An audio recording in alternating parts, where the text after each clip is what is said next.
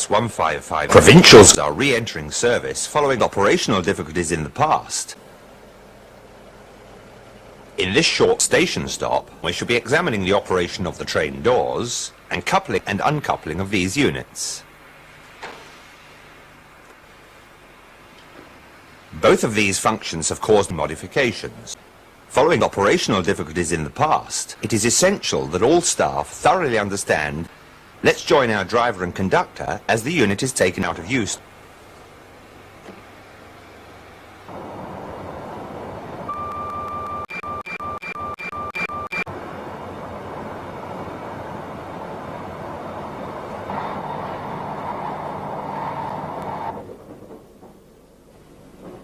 As the train approaches its first stop, the conductor will make his on-train announcement. He then makes his way to the door, locking this panel with his carriage key and waits for the train to stop. Once the train has stopped, he opens his local release. The blue interlock light will now be extinguished and on the door control panel. When station duties are complete and he has obtained from the platform staff, he closes all external doors by depressing the blue button. He must now observe that all doors are closed and all external yellow hazard lights is illuminated.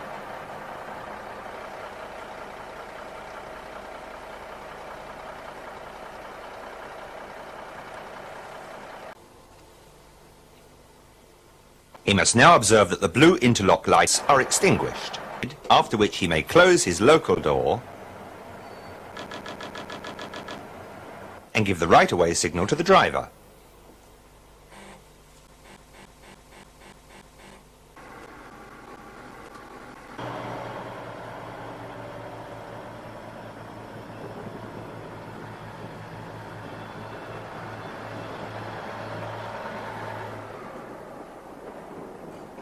If an exterior hazard light has remained extinguished, a door has closed properly. In this case, the conductor must repeat the door closed and release procedure. Release.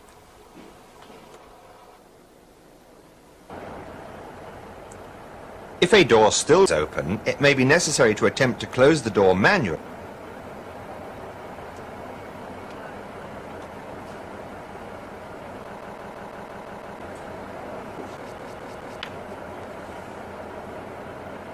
He locks the door and ensures that the external beacon is now illuminated. If it is necessary to lock a door out of use, do not forget to affix the label to the window. The conductor now may return to the door control panel, checking that the interlock lights are extinguished. The interlock light will normally be extinguished when all external hazard lights are illuminated. Now let's have a look at the procedure if the blue interlock light fails. The conductor must double check that all external doors are closed and that all hazard lights are illuminated. If this is the case and the interlock light remains out, try the signal button. The bulb in the interlock light may have failed.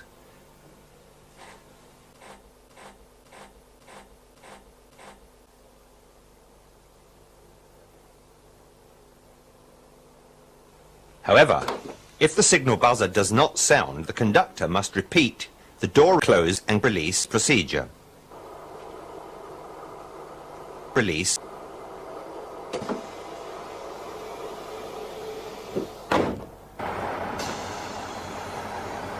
If the interlock light is still not obtained, he must check each external door for obstruction.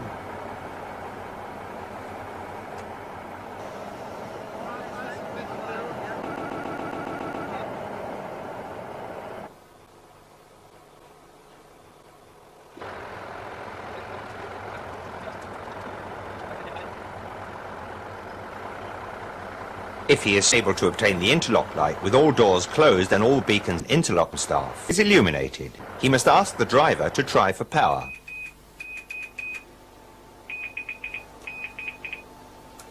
Hello driver, I got interlock lights. I checked all the doors and they're all shut. Could you try for power please? I'll try power and power and power and power and power and power and power and power and power and power. The driver must try for power with drive out operating the traction interlock switch, and if success, proceed. To report the defect at the next station where fitting staff are available, enter the defect in the unit's repair book.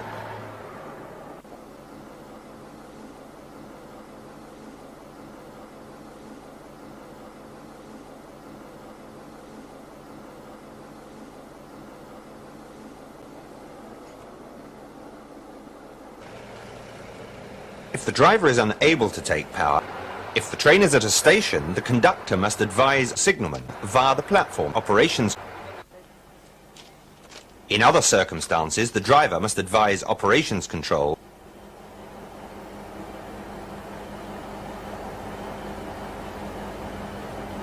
Hello panel, driver here of 15577. I would like fitter's attention at the next station, please. Thank you very much. A clear understanding is to be reached as to whether a passenger train is to be terminated. Normally, at a staff station where no fitters are available, a passenger train will be loaded, providing an unstaffed station without facilities. If the defect occurs at an alternative services or suitable waiting facility or between stations, then, after having advised operations control, the traction switch must be isolated after checking that all doors are properly closed and all beacons extinguished. The train may proceed to the next station for assistance.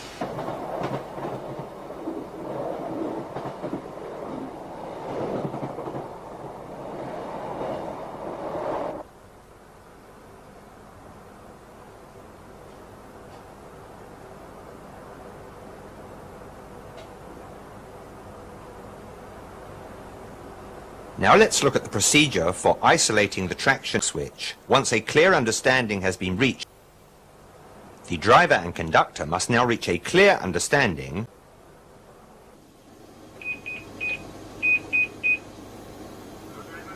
Hello, God, I'm unable to obtain power. I'm now going to operate the traction isolation switch. Thank you. The driver now removes the seal, isolates the traction interlock switch. The metal protecting pin is shortly to be replaced by a file. Trains must not leave staff stations with the traction interlock switch isolated with the agreement of operations control. The traction interlock switch is a vital automatic safety feature and must not be discarded except as a last resort. Out of use with a carriage key, the appropriate agreement of operations control. Now let's look at the procedure for coupling one Class 155 unit to another, Class 666 unit.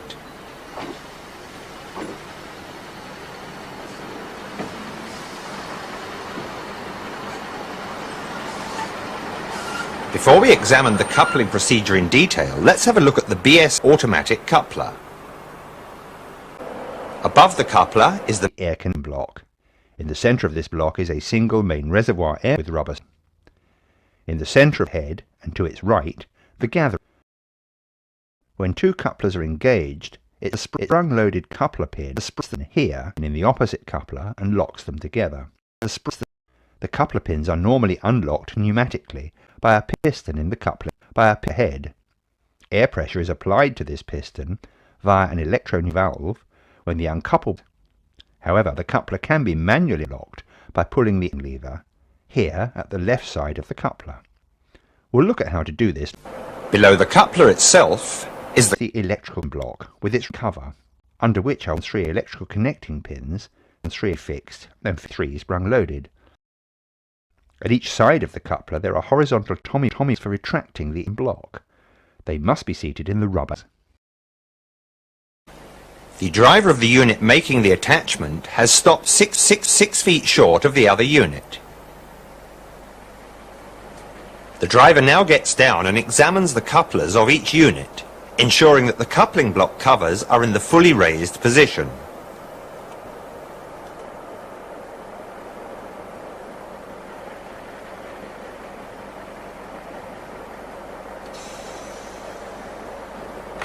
He now draws forward to a position 2 feet short of the other unit.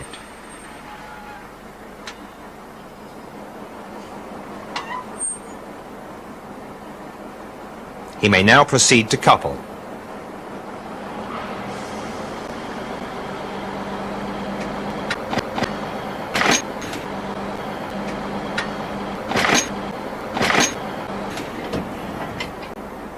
The driver now selects neutral position on the master switch and takes power for a pull away.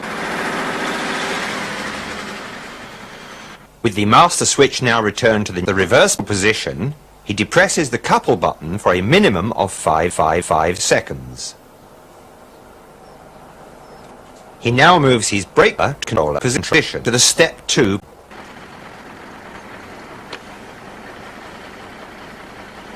He now proceeds to the other unit.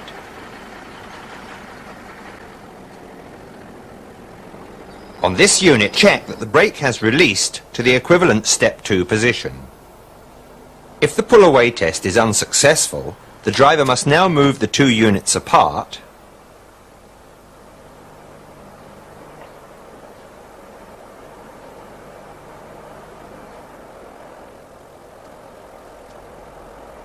re-examine the couplers of both units, ensuring that the coupler block covers have returned to the full position. He may now make a second attempt to couple the 2 units, following the procedure we have just looked at. Don't forget that standing on a curve can cause coupling problems. Try repositioning the units. Of course, you may need the signaler's permission. Finally, if all else fails, consider running 1 unit round. Now let's look at the procedure for uncoupling these units. The driver must first ascertain that he has a minimum of 5.5 bar main reservoir pressure available. Braking now full position, and with the master switch in the neutral position, depresses the uncouple button for a minimum of 5 seconds.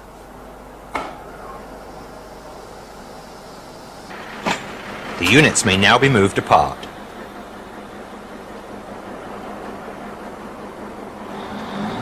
Once again he checks, ensuring that the coupler block covers are in the fully raised. He must also check that both uncoupling levers have returned to their normal in position. If the units do not part after the uncouple button has been depressed, he must release the brake and ease up. Then return the master switch to the neutral position and depress the uncouple button again For 5 seconds, and move the units apart, and move apart. If it is still not possible to uncouple the 2 units, it will be necessary to obtain the cupboard rod from the coupling behind the driver's compartment.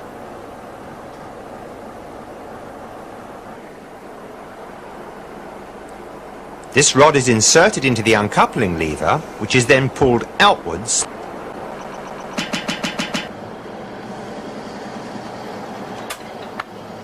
Ensure that the uncoupling lever returns to the normal .